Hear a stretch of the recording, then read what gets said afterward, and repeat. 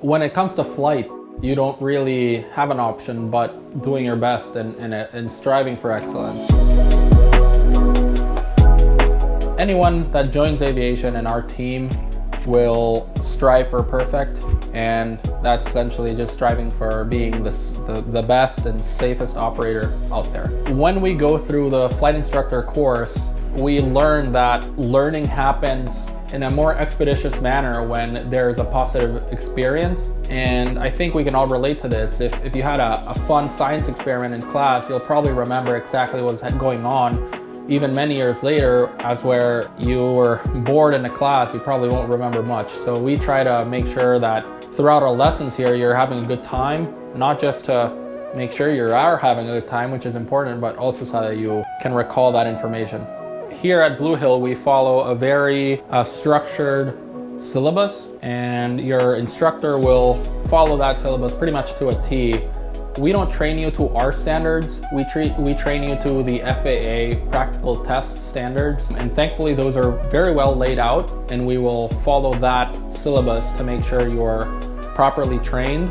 And we will follow that syllabus on a day-to-day basis. As you check in, we'll make sure you're following that syllabus and lesson plan for that day so that we are able to stick to your schedule and make sure we cover all that's needed during that lesson. It's funny, in aviation, there's two types of people, or kind of like the same student can go through both situations during their flight training.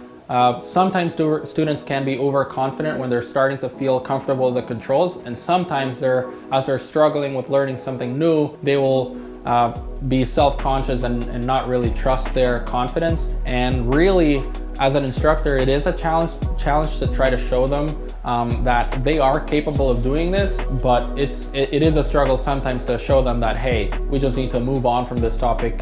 You'll get it, right? So it's kind of like riding a bike where muscle memory comes into play, and a lot of repetition will be your best friend.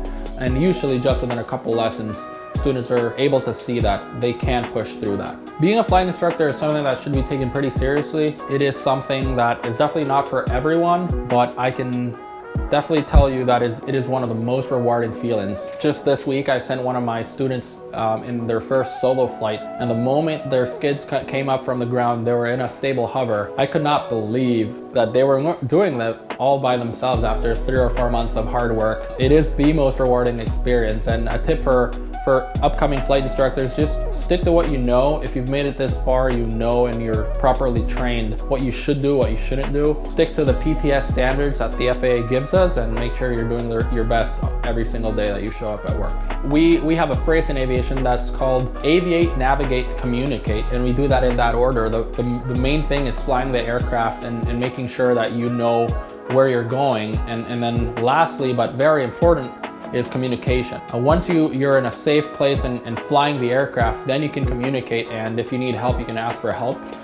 Communication is something that seems challenging and daunting at first, but once you are in the environment, it's easier to understand radio calls, and really it's a simple way to communicate efficiently and effectively. The FAA has a couple books for help, and as instructors, we definitely make sure that you know how to structure your sentences and radio calls when you are out there in the real world.